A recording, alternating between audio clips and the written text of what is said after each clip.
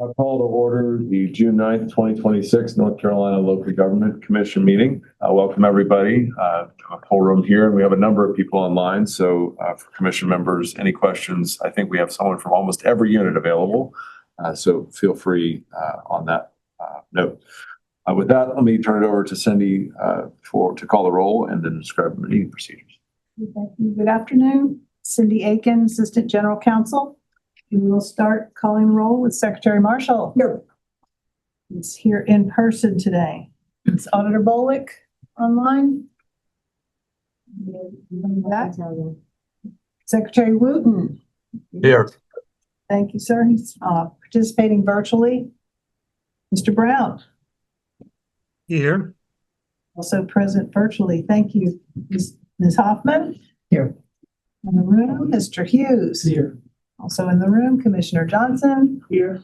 With us in person, Mr. Stiff. Here. In person, and Treasurer Briner. Here. Okay. Thank you. We have a quorum. The staff present are LGC Secretary Denise Canada, Jennifer Wimmer, Director of Debt Management, Kendra Boyle, Director of Fiscal Management. Behind me, MJ and Lindy and Kara back there helping us with recording. The meeting is being recorded and will be made available to the public pursuant to the department's recording of public meetings policy. We ask that each speaker today please identify yourself when you're speaking. Those who are participating virtually, please try to mute yourself when you're not speaking.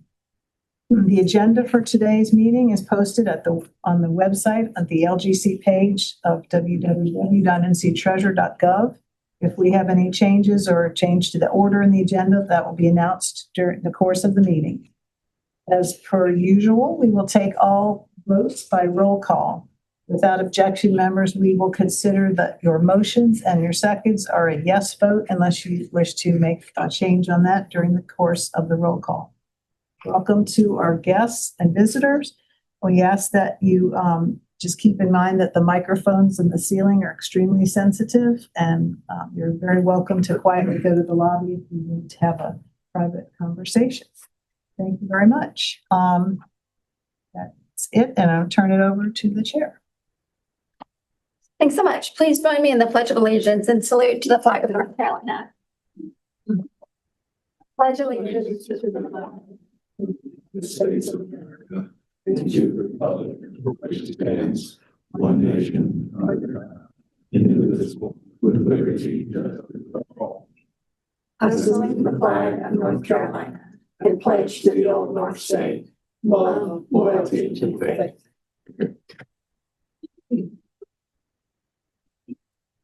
Members, let's review the conflict of interest statement. Please take a moment to review the agenda. Commission members are reminded of your duty to avoid conflicts of interest. Does any member have an actual or potential conflict of interest with respect to any matter on the agenda? Mr. Stiff. I'm recusing from A9.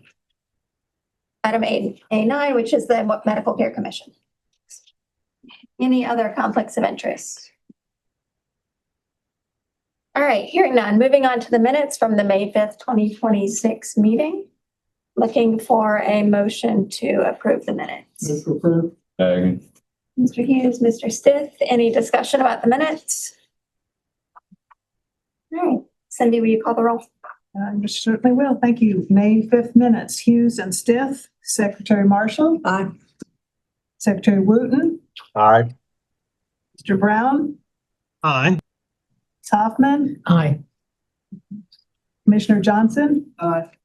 Treasurer Briner. Aye. Thank you. And Mr. Auditor Bolick absent at this time. Motion carries. Thanks so much. Moving on to the consent agenda.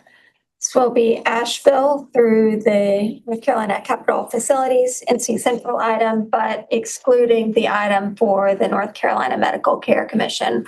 We will pull that item out and vote on it separately.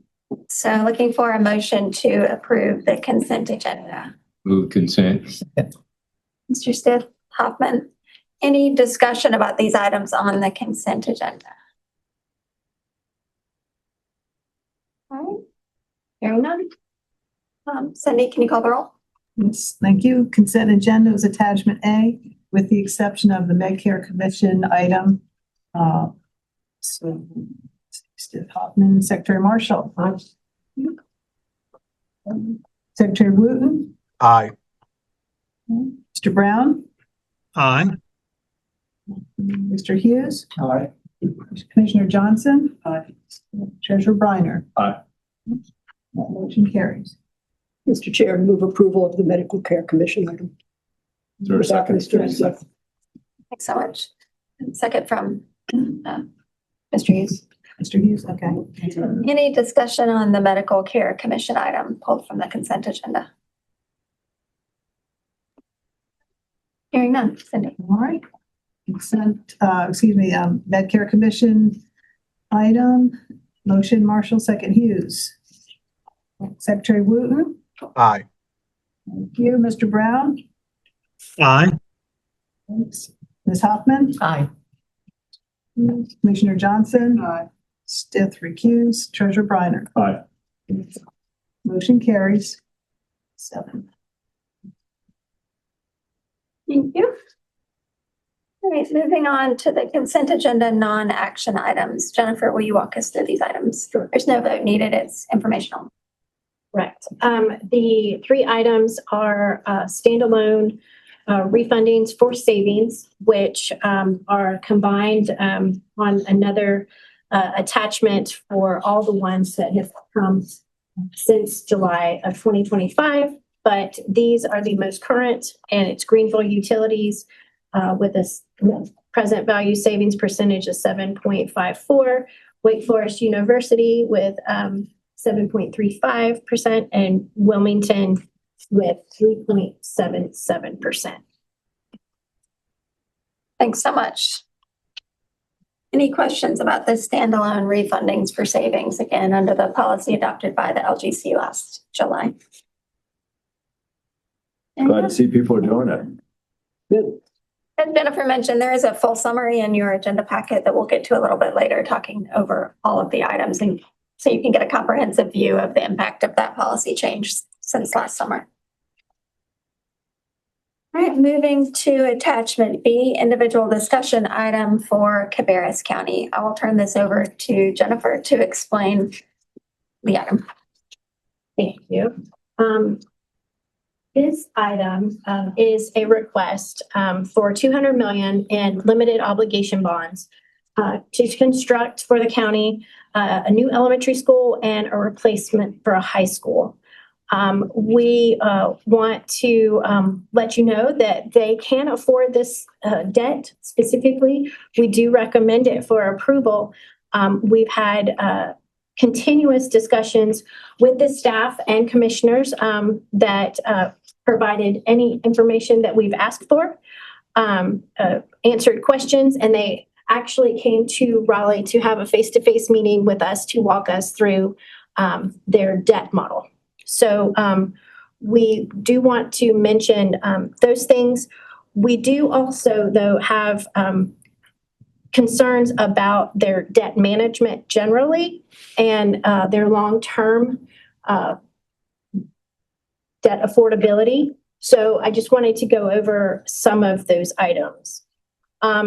As we were in discussions with the county, we had asked for a integrated countywide rolling capital improvement plan. Most of their peers have one of those. It's forecast. So it rolls as the years go by and projects either get done or change in priority. We would like to see the county incorporate throughout county government, Cabarrus County Schools, Kannapolis City Schools, and the community college, a prioritized capital needs assessment, as well as a capital improvement plan. Capital improvement plans can show years of debt that they would be issuing, as well as appropriated projects that they would be paying by cash. We would also like to point out that the county relies on debt financing for most of its capital projects. They have put aside what is called a community investment fund, which is a sub-fund in their general fund. This is important because all of the capital projects flow through this fund. So it is designated for all of their capital projects. However, after today's authorization, if it's approved, approximately 79% of the entire fund will be committed to future debt service payments. Their peers usually have a different mix of debt-funded and cash-funded capital improvement projects and capital outlays. So after today's debt authorization, 32% of the general fund expenditures are projected to be dedicated to debt service. So we've put in there a couple of their peer units. And what we would like to see the county adopt at the county level is a parameter of what their debt service as a percentage of general fund would not to exceed. So not having us tell them what percentage, but have the county do that on their own accord. So Union County is not to exceed 15% and New Hanover County is not to exceed 20%. And again, that is at their own county level and discretion. So we want to point out that the county has discussed the possibility of having a general obligation bond in November. All of these projects that they have come to us for are very needed within their community. However, we want to make sure that it is out there that in order for the general obligation bond referendum to work, they would have to have a tax increase. And then the last thing that we would like the county, and we have had this discussion, was make sure that there are enough capital reserves for emergencies. So if there is a major storm or a large air conditioner failure within the schools, as we've seen across the state, the county would have right now very limited flexibility from now and in the future if one of these emergencies arose. Again, that's specifically HVAC for schools as we have seen, but there are also emergencies if a storm comes or other things that are mandated that they hadn't thought about. So again, right now, they can afford this project and this debt. We just want to make sure that we would like to see the county work towards future flexibility so that if the need arises, they can handle those capital improvements. Keeping it the same as last year. Jennifer, thanks so much for going over that. As Jennifer mentioned, the county has been very helpful to work with, provided us a lot of information, commissioners, everything that we have asked for them. And we do recommend this debt and believe that they can afford it. But the issues that Jennifer has outlined for you are more of our longer term concerns about the affordability, and particularly that what really stands out to me in that is the amount of the general fund dedicated to debt service. I find that a bit concerning, and I'm glad that we have the numbers to review it. Commission members, do you have discussion or questions about this item? Well, this puts their debt service at 24%, I think is that calculated of their budget. And if they're going to take on more debt in November, this drives that number higher. Right, they're 24 versus 32. All right. Yeah, staff had said 32, but we can check it. Regardless, your point of, yes, it will go up if there's a GO. Yeah. Obviously, that's not the immediate question, but in the broader context, yep, that's an issue. Mr. Stith. I guess the question would be, it sounds like there's been strong collaboration between staff and the county, and you've outlined, well, I'm not in the county seat, but sitting here, reasonable suggestions. What was the county's response to the suggestions on the go forward? I know right now in time, but certainly we have a fiduciary responsibility for the financial health. And if we see storm clouds brewing and we say, hey, get an umbrella, are they doing that, or what's their response been? Are they here? We certainly can hear from them. Sure. And the county is here, and we can certainly let them respond. One thing I will say that I think affects the response or has affected the response is, you may know there has been quite a bit of turnover in the county manager seat over the past year. I believe they've had 2 managers less than a year. And so it's can make it hard to do long-term financial planning and have a commitment to a certain policy when there are leadership changes at the time. Gotcha. But happy to bring up the county if you'd like to hear from them. They're just interested in seeing what the response is.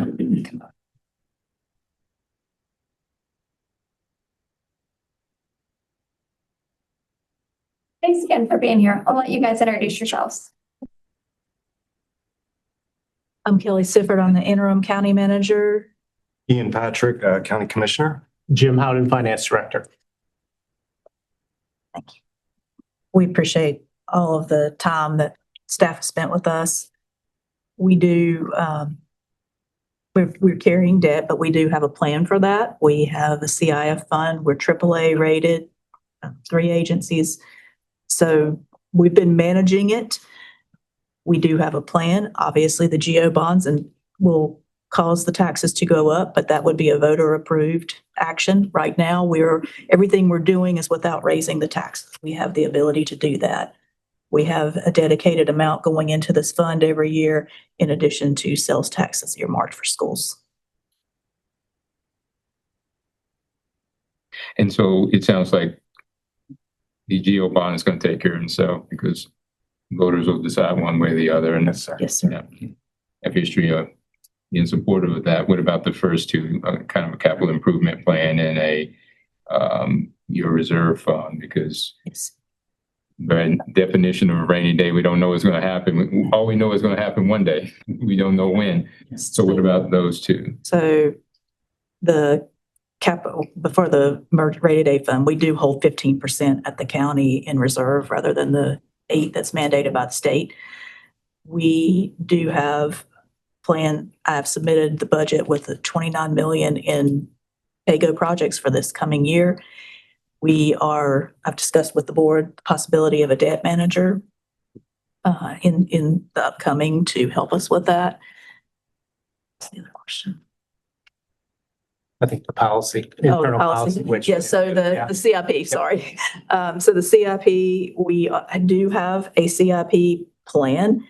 I laid it out a little different this year because we did not know what the debt situation looked like. So Jim took it and we laid it back out into multiple years. We've had that. If you look back over the years at our actual budget, we showed longer terms, but because of the GO bond and not knowing whether that would be approved, I had a lot of things in future years trying to figure out what that looked like. So we did lay that back out and show them. And we do work every year very closely with both. We have 3 school systems. So we work very closely with them. These are both for Cabarrus County. In the GO bond, we do have projects for all 3 school systems proposed. And so it sounds like not averse to setting a percentage not to exceed, but you're in the process of trying to get to that point from an internal planning perspective. Yes, we will work toward proposing something to the commissioners along that line. Do you And I know think what the that board- level might be? Do you know I what don't that- think we do at this point in time, but And I would just add that the board is very open to all these suggestions, and we want to keep working with the staff. We had a really good meeting last time when we came up to Raleigh. We want to continue that. We want your guidance as much as anything. So we want to continue working with you, and the board is very open to all these suggestions, and I can bring it back to them as well. I've not dealt with a CIP before, but am I correct? That is something that could be changed at any time, Yes, subject to a vote of the board? and it is updated annually. Obviously, the big projects pretty much stay on it, unless, we had in 2024, some projects get moved out. And so that kind of bumped things back from the original plan. I think if you could at some point give us some guidance in terms of what percent of debt service you're going to work toward over what period of time. Provides no problem, I think, to the, We can certainly work on that. I'm not sure about the calculations. We would like to see those. Sure, I think ARPA could definitely help you on that. It's something that we certainly see with larger counties and with counties that have a greater amount of debt, but not just them, but this ratio of debt service expenditures as a percentage of the general fund is a common financial metric, and that's what the commissioners are hoping. I would be hoping that you would work toward implementing. Ask, when was your last evaluation? 2 years ago? 2 years ago, ma'am. When is your next one? 2029, it would take effect. The work will be done next year. Are you expecting there to be major growth in that rebound? Great question. yeah, I don't know. Depends what you consider major. Right. I think the last one we had, we were up above 40%, and we are not expecting anything to that nature. I would think 40% above. This is 2025. That was when we got, the reval was 40% above previous the years. previous rebound. We don't anticipate anything like that. We're not seeing it track like that at all. And we did reduce our tax rate, not to revenue neutral, but we did reduce our tax rate that year. Not to revenue. Not to revenue neutral, but we were, So you raised it like 1 or 2% or something like that? we went from 74 cent to 57.6. It's a dramatic drop. Right. What was revenue neutral? 52, around 52. I have a question based upon some of the public's input. And, you know, if the public is wrong, please set me straight. That this high school is going to be a $50.6 million project. But the two letters raise major issues about road and grading and suitability preparation. Is that the difference between the 50.6 and the 177? Does that account for all that grading and additional work? I do have Brian Cohn here. There's two schools, and one is the elementary and one is the high school. So the one you're referencing is the High school. He's good. Could you clarify, Popped up right away. could you clarify as well, because I saw the 50 in the comments, but I think in the budget it was 63 or, so can we clarify what the numbers are? Sure. So the comments that you were provided probably were a little bit older, that they had come before us through a planning and zoning meeting at City of Kannapolis that we were required to go through. And the information that particular community member provided was old data back from when we originally established these projects within our capital plan. Because they were prototype schools, we had an established budget and we knew that we were going to prototype and build the same school. So at the time, we established the same budget, just have a placeholder, so to speak, for the financial side of things. And I think they're pulling old data for that. The real number is what is presented to you through the application process. Okay, these are recent submissions to us, but They are, but they're older because I've seen, when I read those submissions, they were older and I'd already read them before. So. Okay.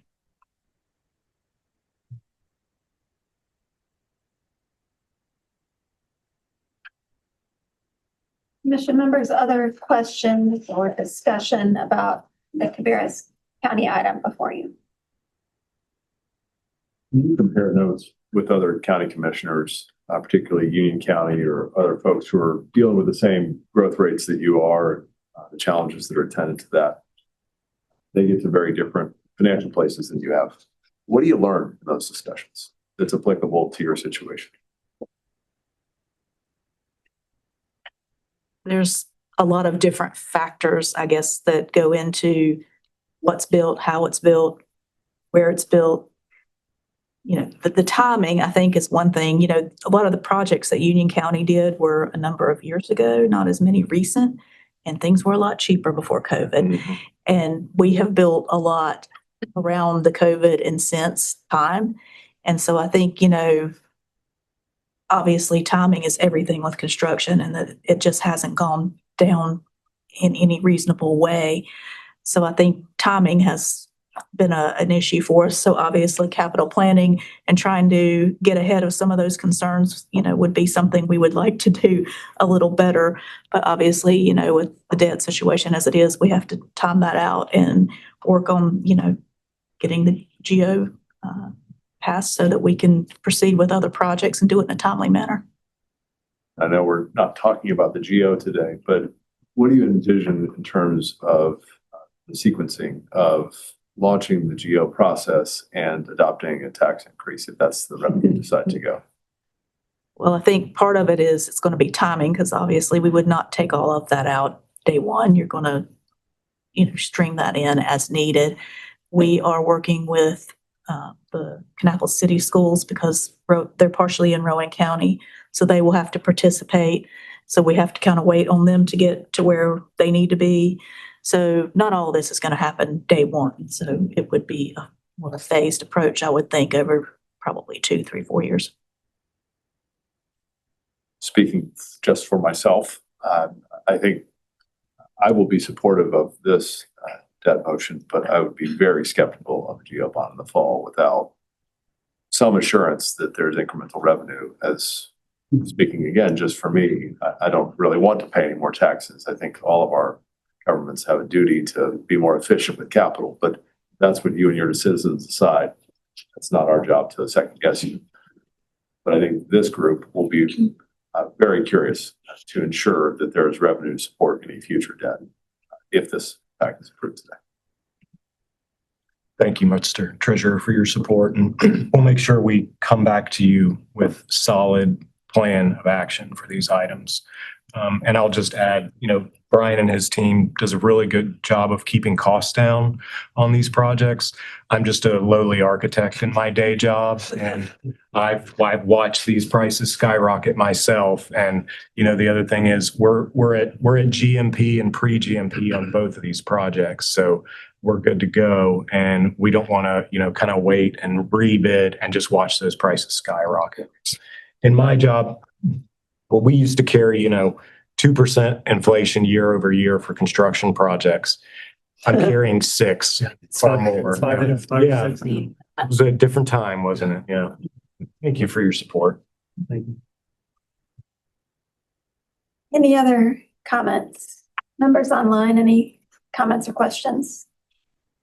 I just had, Denise, kind of a procedural question, and it kind of goes to what Treasurer Briner asked.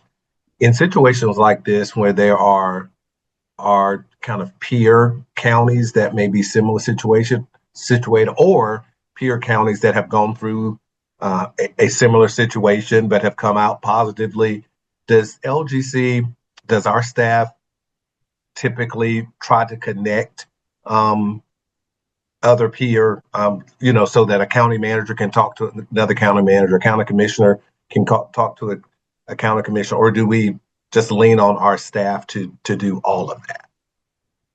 Sure, I'll try to answer and then I'll turn it over to Jennifer for the real answer. By and large, I don't think that we're doing much in the way of helping local governments network with other local governments and connecting them with their peers. But I do know that we do work with other organizations that play that connector role. So the County Commissioners Association, for example, or the NCCCMA, the City County Managers Association. Those are the places where I believe that more of those relationships are built and conversations take place. But now let's see if I'm right or not. Denise, you are correct. And then specifically on the debt side, because these are projects and kind of forecasting, we leave that up to the local unit of government. It is not on the fiscal side to get into, the unit assistance list or anything. That is more on them getting involved. We would like it to come straight from the unit of government themselves. So it would be on them to, ask around. And I know that that does happen. the communication within the other organizations that they network through. It is also true, if this is relevant, that our staff will do comparisons between a county and a similarly sized county when looking at the debt load, the debt issuance, that sort of thing, or comparing one town to another similarly situated town. We find those comparisons informative for our own analysis, but not something, again, that we push back out to the locals. Mr. Treasurer, can I add something? Yeah, so we recently added a committee, the Commission on Financial Efficiency. We call it our coffee committee. I chair that committee. And now that we're through budget season, what I've asked them to do is benchmark us against our peers. It's a little hard to do, comparing apples and oranges, but we're going to pull out everything that we can, and we're going to benchmark against these counties that are in our peer group. And hopefully we'll have some of that data to show with you when we come back for the GEO bond as well. And the goal here is just really to steal their ideas. If they're doing a good job, we're going to steal them and we're going to do them too. So that is coming, and that's something I'm actively working on, not only with that committee, but the board as well. One of those metrics you should certainly look at that caught my eye is debt per capita. Okay. Relative to Union County, I think you're well over 2 times. And that, if I were a citizen of Paris County, would trouble me. Sure. We'll say we have had, up until their reval, a much larger tax base. Members, it sounds like that may be it on questions and discussions. So looking for a Motion to motion. approve the item. Motion for approval from Mr. Stiff. Second from Sullivan. All right, thank you. Cindy, will you call the roll? Certainly. The Harris County matters, Stith Hoffman, Secretary Marshall. Aye.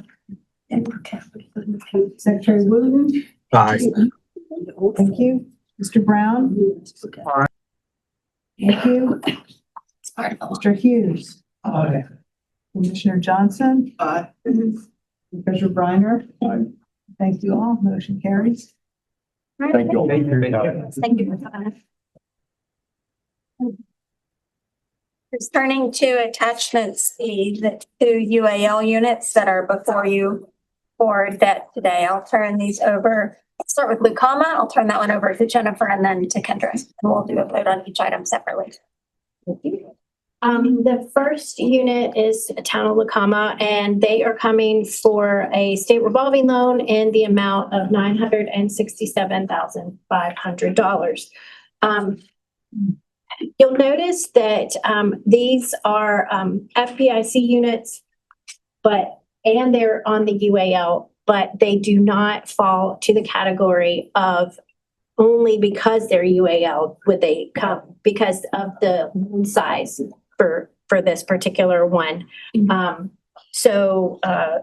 Again, this is through state of North Carolina and interest rate of not to exceed 4%. And I will turn it over to Kendra. So the Town of Lucama, you might remember we had a discussion about them last month and the progress that they have made. As you see in your write-up, they were on the unit assistance list since 2019, mainly related to internal control issues. They have engaged a third-party accountant to help them improve their processes.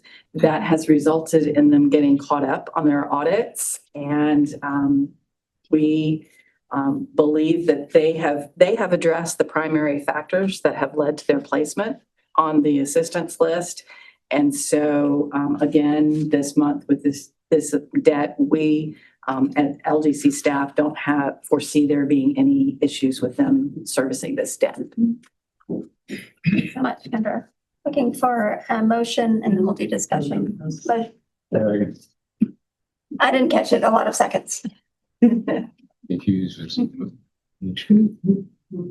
moved at the same time. You seconded. Everybody move. Lucama, if you're listening, you have a lot of support.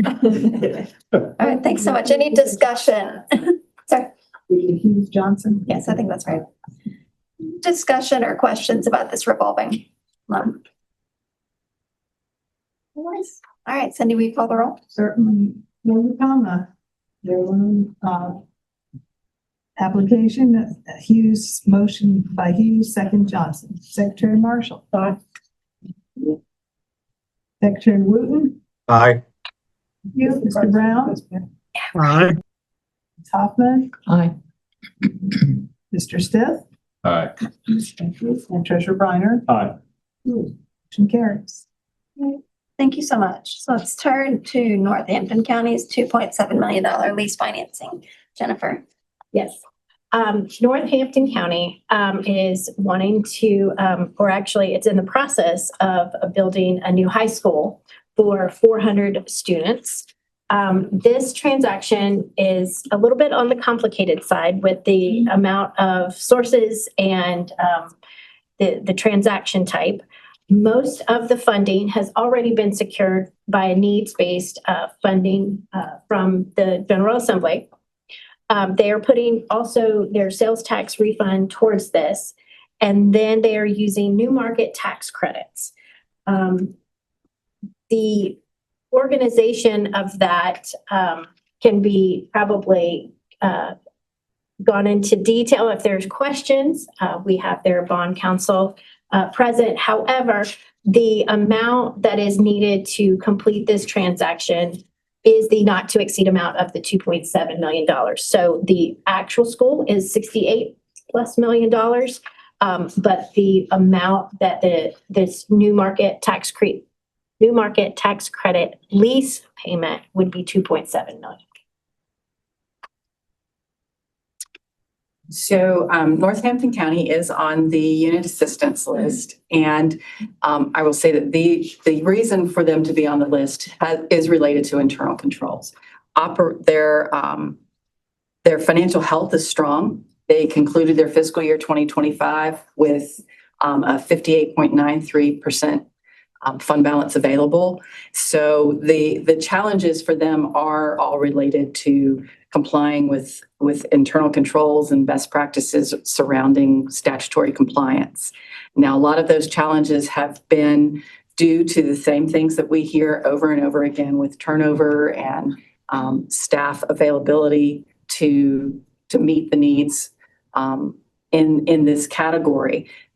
In March of 2025, this unit did hire an experienced finance officer, and we have seen evidence, actual results demonstrating things are changing in Northampton County. They have caught up their backlogged audits, and they responded to their financial performance indicators of concern in such manner that we felt really confident about what they have provided us. They gave us specific actions they were going to take, and we feel like taking those actions will produce concrete results of improvement, a continued improvement in their internal controls. So we feel like they are well positioned to be able to eliminate these issues and not have repeat findings. I would move this item. I think their progress is significant and their amount of fund balance that they have is Maybe they can get off the list. really significant. There's a possibility when we see continued actual results. So. If I can add one thing to Kendra's comments, this is a unit that submitted 3 audits within a 12-month period. So again, we hear that units are so far behind, but they submitted the 23 audit in April of 24. Then they came in with the 24 audit about 8 months later, and then they came in 3 months later with the 25, and now they're caught up. So they've done tremendous work on that front. Quick question. Sure, sir. I support the item. It caught my eye that new market tax credits were part of the capital stack, which is interesting. I hadn't seen that before. Maybe I just hadn't seen that before. Are other units looking at that as a mechanism for their capital stack? So we've had, I think the last one was I probably mean, I've seen about it before. 18 months ago, I but haven't seen it in here yet. it is not, only certain units of government would qualify for those tax credits. And then they're coming with some sort of entity from the outside that does those new market tax credits. We don't see them very often, but there are some within the state of North Carolina that have been successful and what they say unwound in their projects. And then there's some that are current in the projects and getting those tax credits used by investors. Thank you. I'm looking for a motion to approve the Northampton County request. Motion to approve. Ms. Hoffman and Secretary Marshall or Ms. Johnson. Any other discussion on this item? Right, Cindy. Okay, for Northampton County's matter, motion Hoffman, second Johnson. Secretary Marshall. Secretary Wooten.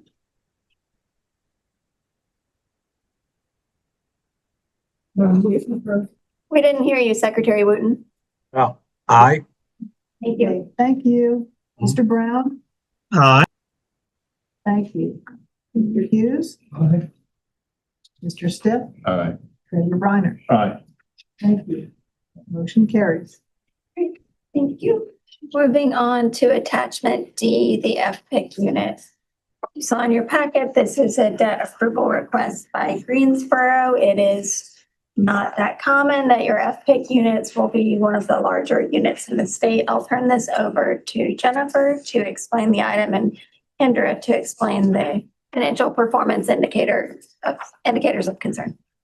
So the city of Greensboro is wanting to take out their bond anticipation notes, which is the short-term notes with the long-term financing revenue bonds in the amount of $220 million.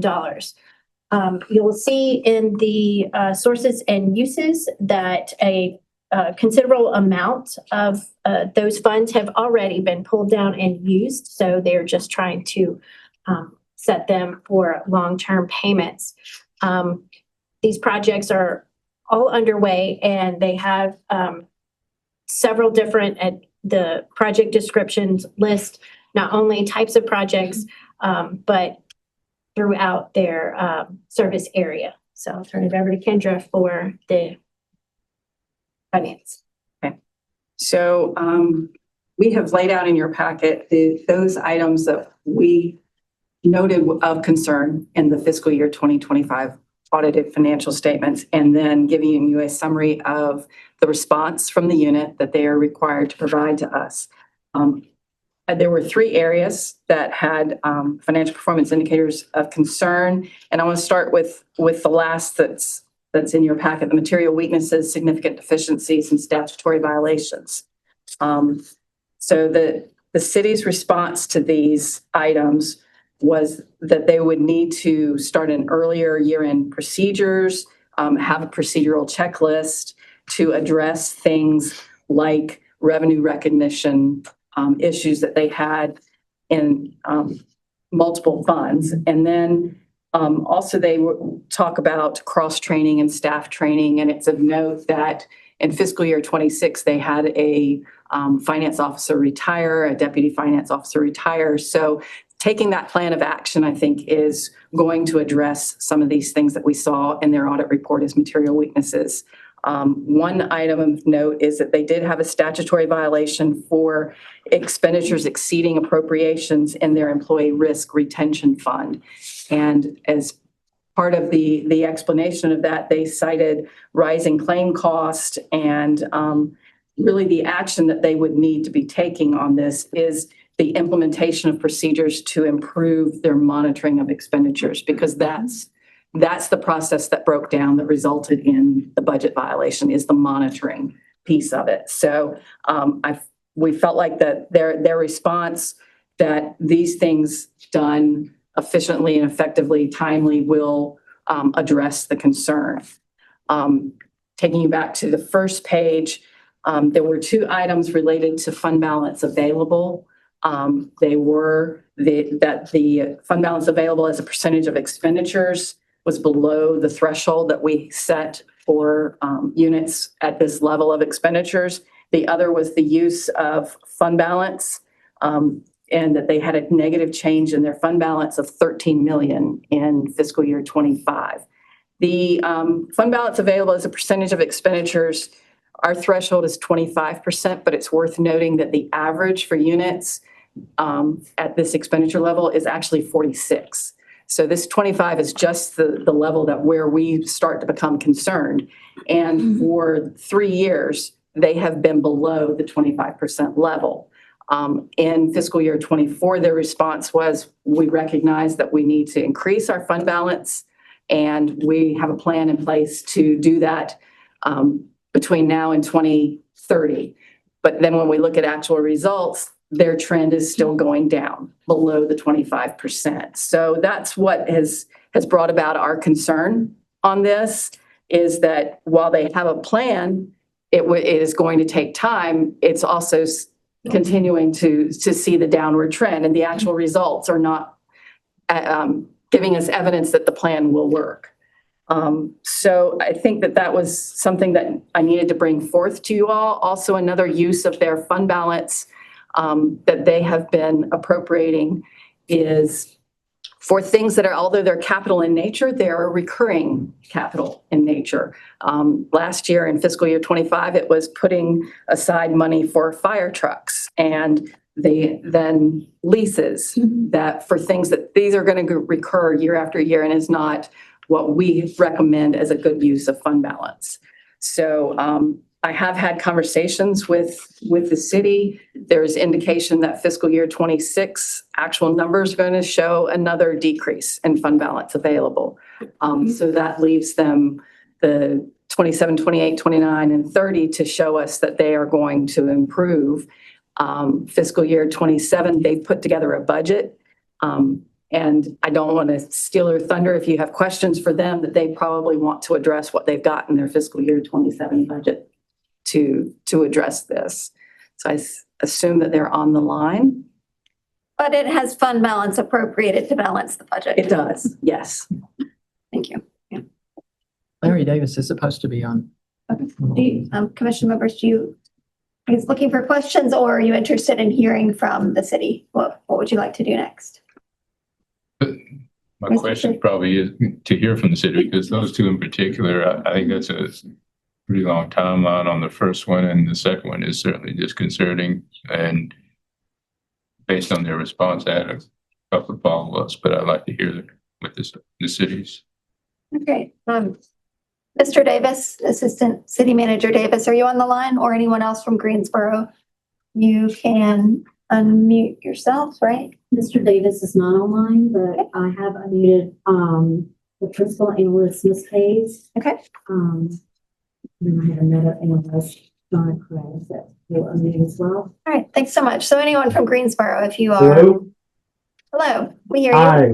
Hi, this is Larry Davis. I'm in Donna Craig's office. Oh. So I'm You tricked spelling her us. Hello. name, Thanks for being there. but not her reputation. So just want to be clear about that. Good afternoon, members of LGC, and thank you for the opportunity. And I will try to, and thank you for providing the background, all accurately provided, and I appreciate that. We are working extremely hard on our fund balance number. It is priority one, if you will, for the general fund going forward. I will, if I can, I will note one thing, because sometimes it's hard when you hear about a percentage going down. There can be the perception that that means the fund balance itself is going down. Our fund balance is growing. It's growing every year. The last couple of years, we've had significant increases in our actual expenditures. So I describe it as we're running after goalposts, but the goalposts are running away from us. And we're just going to have to run a little bit faster. But if you look at the numbers, just looking back to say 2022, the fund balance that would have been used for this calculation was $59 million. At the close of this past year, it's now $98 million. So I do feel like we've made great strides in building the fund balance. We're just going to have to work even harder to get it to that 25% threshold. I would also note that, yes, the number did go down at the conclusion of 25, but that was after several years in the right direction. We were at 18% at the close of 22, 22.5% after 23, 23.3% after 24. We took a step back to 22.9. at the close of last fiscal year and probably going to tread water as we close the current year. The budget that our city council will be considering in just a few days, next Tuesday, as a matter of fact, includes a 9-cent tax rate increase. Probably the largest increase in recent memory, or at least in my tenure here with the city, which has been more than 30 years. And a big piece of that is stemming the tide and turning this number around, and recognizing that we have to make sure we've got sufficient revenues in place. Even though it's been a very difficult conversation with our community, as you can imagine, a tax rate increase of that amount, but the demands for services and the cost of just keeping services at current levels is such that we have to have that kind of increase if we're going to start moving towards 25 and beyond 25. So I do believe that that number, you're going to like that budget from a LGC perspective. So I'm proud of that work. It is, as I say, when I say 9 cents, we are in a revaluation year, at least for the time being. And so that is 9 cents above revenue neutral. Our revenue neutral number would have been somewhere around 48. And we're looking at a tax rate, proposed tax rate of 58. Now, I will note, as you no doubt are aware, there is legislation under consideration that would essentially roll back our revaluation for Guilford County and the communities within the county. Should that pass, then that adds another peculiarity to our budget process. We've already been meeting with the city manager and staff and city attorney, and we have a plan in which we will have to make some significant reductions in expenditures to offset that loss of revenue should we have to roll back our evaluation. We're obviously not sharing that until we have to, but I do want this group to know that we are prepared for that eventuality if it comes to pass. Thank you, Mr. Davis. Just trying to make sure I can make sense of the numbers. You mentioned a 9-cent increase in tax off a 48-cent base. That, to my mind, is close to 20%. Exactly. Yes, sir. You got it exactly right. Yet it will take you until the 2030s to get your fund balance over 25%. It sounds to my mind like the goalposts aren't moving from a 25% fund balance perspective, but rather you have a spending challenge that you can't seem to control. Well, and that is in essence the goalpost I'm referencing. So I apologize for the bad metaphor. Our costs have been a real challenge, and I think we will get there before 2030. But I hesitate to make a stronger prediction than that.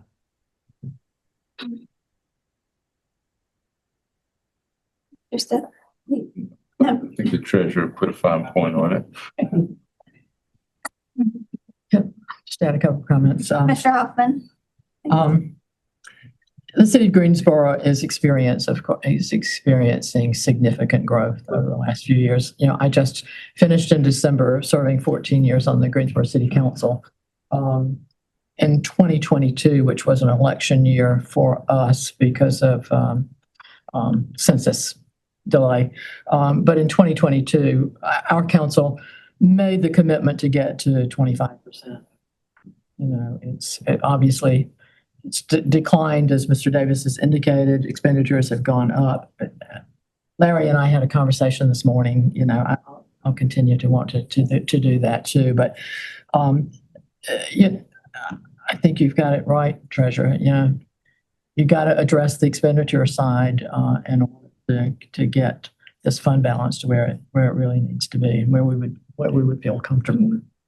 The revenue bonds, I'm entirely comfortable with.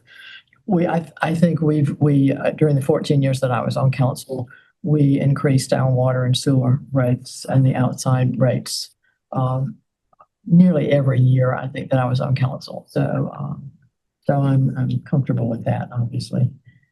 But Greensboro has really got to work on this other area of their financial picture, for sure.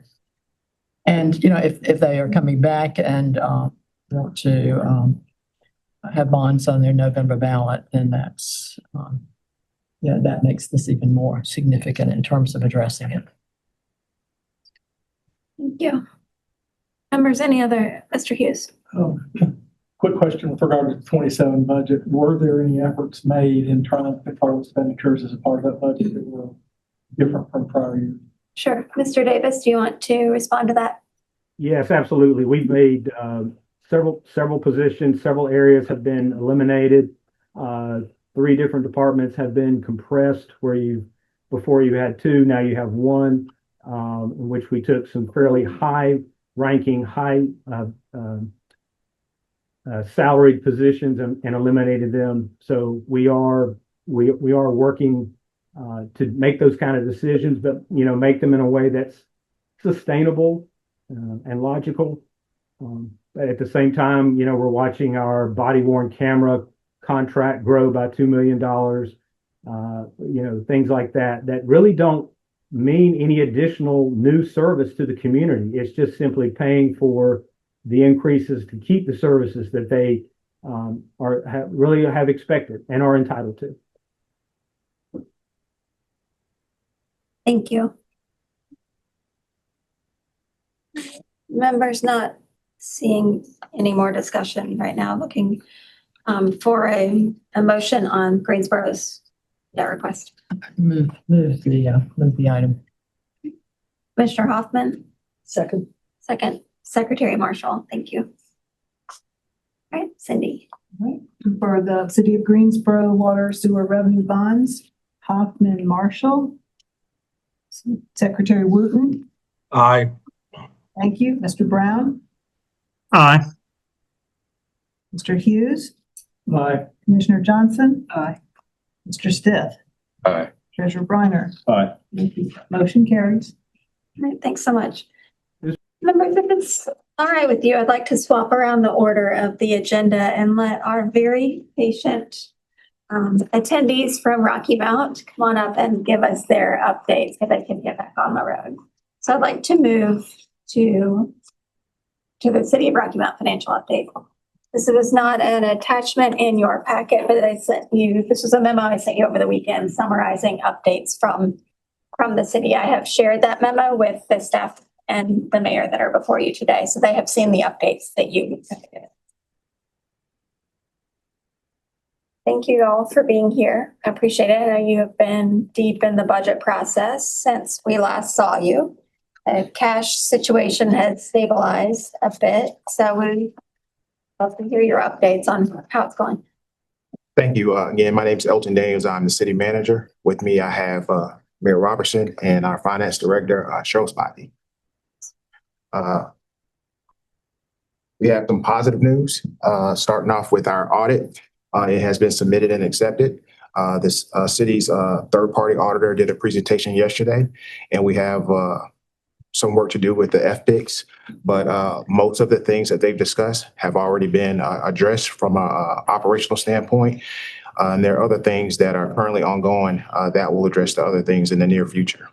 Everything from an administrative standpoint that the city has stated that we would do, we have done. And we're seeing the results of those decisions now. Currently, the city has a budget that has been presented to council. We have our last, I think it's going to be our last, Mayor, our last budget workshop tomorrow, in which they will be making some final adjustments. And then it's my understanding that it'll be up for a vote on June 22nd. You all have received our monthly updates for quite some time now. You'll see steady improvements. And over the last closeout for May, we were actually $8 million above our projections. So we're not out the woods, but we feel like we're making steady incremental progress. With that, if you have specific questions about funds or anything else, we'll be happy to address those at this point. Thank you so much. Commission members, opening it up for your questions or comments about Rocky Mount. Sure, one quick question. First, every time we see you, the news gets a little bit better, so I guess keep coming back. It's the same with you. On the transit fund, it's the only one that remains in a negative balance. What's the plan to address that? We are looking at multiple ways to offer that service, possibly change routes, reduce in some areas. But because federal funds are tied to those, we can't make those decisions unilaterally. We have to reach out to the federal government and our state partners. But we're also looking at adjusting rates and fees as well. So a combination of different things, but we do plan to address that in the near future. I just like to say I appreciate the diligence. As the treasurer said, every time you come, it's tracking and trending in the right direction. And not to mix apples with oranges, but I just had this because and I thought I must have printed it off and I didn't put it in my pack because I'm looking for my notes. But it seems like there was a positive trend compared to the discussion we just had. You have stopped, from my recollection of my notes, from using your fund balance to balance your budget. Is that correct? Yeah, thank you. That's accurate. We have no appropriation of fund balance for the fiscal year 27 recommended budget. Yeah, and that was kind of, and is it not mixing them both, but I think from a consistency from this body, if we have units that are doing that, if it's problematic for Rocky Mount, it's problematic for other units. And Rocky Mount, it seems to be, stay on this trend to be correcting that. And that's why I want to highlight that that's a good thing.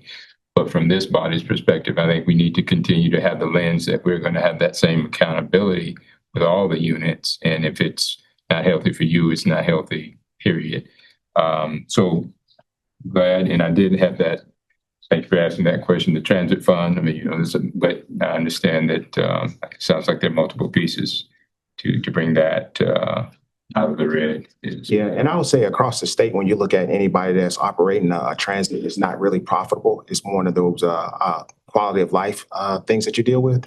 And so it's similar to Parks and Recreation. It's something that you put in and you don't expect to have a full return. But I do agree, and we are putting things in place to make sure that we kind of close that gap as much as possible. Sure. Secretary Marshall. Well, do you think you'll have any difficulties with the federal authorities? Not at this point. Again, part of the reason why it was such a large gap, Cheryl can go into specific detail, but it's because from a granting standpoint, the city, the people that were in the position at that point in time, let me be clear, they're no longer here, but they requested funding that required a match that the city basically could not afford.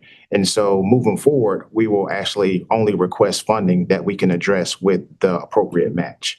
And so because we had already received that funding, we still had to put the city's funds up forward, and we didn't properly plan for that in previous administrations. But moving forward, we will address that and have done it so far. Well, is that ongoing and that's what you're going to be doing when you meet with them to change the formula? Or are you at the end of your commitment? I wouldn't say we're at the end of our commitment. I would say the general fund has been subsidizing that, and we're trying to move it to a standalone fund. Cheryl, if you can give the specific details on that. But I will say that's a reason why in our recommended budget that we have a 7-cent tax increase proposed, because of the things that we have obligations that we want to continue, but trying to close that financial gap. And the only thing I'll add, or maybe add some clarity to, is so in the city manager's recommended budget, he's proposing more money for that transfer because just like he said, the federal government is offering us for one of our programs $1.1 million for that program, which required a $1.1 million match. But it wasn't getting budgeted as a $1.1 million match. So that was the problem. So the city has to determine how large of a program can we afford, given the 50-50 matches on these programs. Is 50-50 match always required for our particular operating grants? It's 50-50. Our capital is the majority being paid by the federal government, but the operating grants are 50-50. And across the board, not just in transit, but across every department and some of the programs that we offer that were, I would deem non-essential. That's why we had to, unfortunately, do away with those, because from a financial standpoint and operating standpoint, it was just money that we were not seeing the best return on with regard to a balance sheet. Things that are very important to the community, but you all charged us with making difficult decisions. And so that's some of the difficult decisions that we had to do. Some of them that's been brought up in the media over the last few weeks is we no longer offer summer camp for children in the community. Very difficult. My kids actually attended summer camp, but unfortunately, it was something that the city could not do. But the good news is that other people throughout the community also picked up the slack. And so they offered camp in other ways. And that's one of the things that across local government in all of North Carolina and beyond, we don't have to be the leaders in everything. We can always support one another, the nonprofit sector, the private sector. And I think this unfortunate situation that the city has, that the city is currently in and we're trying to get ourselves out of, I think could be a lesson for everyone that we could just work a little bit differently and still accomplish the same goals. Mr. Mayor, I think if you have your last budget meeting is tomorrow, it'd be good to report that. Depending, it sounds like this is warm and fuzzy. I don't know if it's warm and fuzzy, but you're getting a very good response from the LGC. And it is welcome that you're working together as a body with your manager. It seems you're on the right track. I certainly hope you will stay on the right track. Certainly convey that message, and I do believe that we're on the rails. However, it may be a little optimistic, so this is the last budget meeting, but I'm certainly pushing for that. I'm trying to help your manager out. It's not like I want to manage it either, so we're going to work toward trying to tie a bow around that. I think really the piece that we really got to address is what revenue shortfalls may exist associated with Senate Bill 1076. And what contingency plan needs to be in place. And so that's sort of a unique thing for us as a community.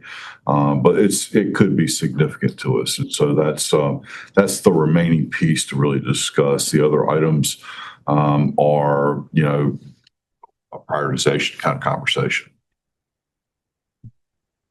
Could you refresh my memory? Get so many Senate bill numbers that what does 1076? Senate Bill 1076, which is cleared the Senate, it's now sitting in the House. In essence, it will not allow the city of Rocky Mount specifically to be able to transfer any funds from that fund balance toward its operating fund. The 3% and 5% in particular. And what's in question in my mind is the clarification of what are the administrative fees associated with that and the impact that would have on our budget. Our manager and our finance director have done a remarkable job of minimizing any impact of the fund transfers in this current operating budget. And I feel very confident about that. Solely for Rocky Mount? It is solely for Rocky Mount, yes, ma'am. Okay, I understand why. So there's no reason for you to know about Senate Bill 1076. But it's a reason, you never. You're right. Somebody else to that. I stand corrected. Sure. Members, any other questions and comments for Rocky Mount? I'm going to ask about the non-core assets. Where are we in selling those? We have 4 or 5 letters of intent. We have had some conversation about it. It is going to be brought before our committee of the whole to the whole council to really try to organize a concerted effort toward divestiture. Admittedly, that's something that, while it's always a great priority for us, getting this budget balanced and dealing with the immediate expenditure issues have been the priority. And proud to announce that our council as a whole have been really committed to making this process as painless as possible. Thank you so much, Commission members. We had asked Rocky Mount to return every month until now, until June. So what is your pleasure in terms of monitoring the financial progress in Rocky Mount? Obviously, our staff will stay engaged either way. Certainly not going to leave them adrift, but are you interested in continuing to have monthly updates, or would you like updates from our staff as appropriate? I would like at least I feel like I want to see the end of the movie. Yes. So I think we can see the end of the budget process and then we just decide from there. Sure. Yep. All right. Sure. I think that would be reasonable. Sure. But that I pointed out as much as we came here, it continued to improve. So we want to make sure that the end of the movie is a good ending. I will say though, our projections does show July and August being our lowest months. So even though, but that's what we're projecting. That's the trend. But after August, we see a uptick. And we're happy to report again that it's much higher than what we thought it would be initially. Because before we had any assistance from, well, we've always had assistance from the LGC, but until it was really hands-on and before city management made some very difficult decisions, we were trending to be in the red in those months. But now, since we've started coming here and working on our operational efficiency plan, is improved. So I just want to make that disclaimer before July, that even though the budget will be adopted, we do anticipate it being a little bit lower during that time. Would it be good to look at October? Or November, but you got 3 months. So. Yeah, I think we can decide. Yeah. You mean project out and Okay. say, come into November? So let's see how, I like to see how the budget process plays out, and then we can decide. I mean, that's just my one vote though, but. All right, seeing some nods, so we'll have you back next one. One thing that didn't come up that I wanted to address was there were two main things that I wanted to see, or at least two things I wanted to see in your recommended budget. And one was not balancing with fund balance, and the other was right sizing and correcting revenue estimates from the past. And you've done both of those, so thank you very much. I very much appreciated seeing the revenue budget come down to levels that are actually more likely to be attainable. So I hope that when we see the adopted budget, not just the recommended, that those numbers are still in line. So thanks for your work on that. And thanks for coming to update us. Thank you all. Thanks for having us. Appreciate it. All right, commission members, we'll get back on track. Let's go to attachment E. It's an item that we alluded to earlier. Jennifer can give you a quick update. This is information only and there's no vote asked for you. Yes, so as mentioned in a prior meeting, as the refundings for savings, standalone refundings for savings are on the LGC agenda, I mentioned that we would compile these as we have been selling the bonds or in one instance of a refinancing. So this chart is since the implementation of that, when the transactions came to the LGC meeting, and the percentage and dollar amount of savings. You'll notice that the two for the LGC for this meeting in June are already added, and we will continue to add those as they. Thank you. All right. Move on to attachments F and G. These are two refunding resolutions that are a bit, I would say, related to the resolution that allowed the types of savings you just saw in attachment. Turning this over to Jennifer and Cindy to explain these resolutions, then we'll take one vote together on both items. Sure. This resolution, the first one, is for the North Carolina Capital Facility Finance Agency, and that met just prior to this meeting today. The agency board approved this resolution at their board meeting, and what it does is it is the same thing, allowing refunding, standalone refunding for savings to be pre-approved for the agency and the LGC and just reported after the fact to maintain the same flexibility as well as timing as the state and the LGC units already have.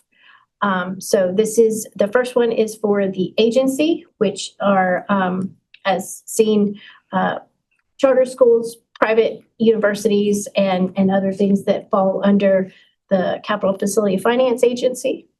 And then the second resolution is the same for transactions that occur that have pre-approval at the Medical Care Commission.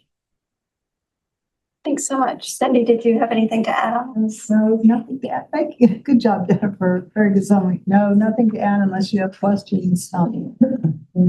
Just to say that the structure is the same as how it was worded for local governments last year. It's going to be pretty much level debt savings in the agency or the Medicare Commission. There's no extension of the maturity, and it should be the requirements that are the factors that we looked at to see, was the issue appropriate in the first place? Unless there's something that comes to the attention of Jennifer's team as they review the application, it should be sail through as long as there's the funding savings to the respective agency or the Medicare Commission. Motion to approve both. All right, thanks. Commissioner Johnson, Commissioner Stitt. Any discussion, members or questions? All right, Cindy. Johnson and Stiff, we shall vote them together, the attachment F and G. With agency and the Medicare Commission, refunding resolutions. So Secretary Marshall. Aye. Thank you. Secretary Wooten, Aye. Mr. Brown, Aye. Ms. Hoffman, Aye. Mr. Hughes, Aye. and Treasurer Briner. Aye. Thank you. Motion carries. All right, thank you so much. Commission members, that is it for our agenda. I have no updates for you other than the next LGC meeting is July 7th at 1:30. Is there any other business before the commission? If not, looking for a motion to adjourn. So. Secretary Marshall with a second by. Say we need this. All right, we'll do a voice vote. All in favor. All right, thank you so much. We're adjourned.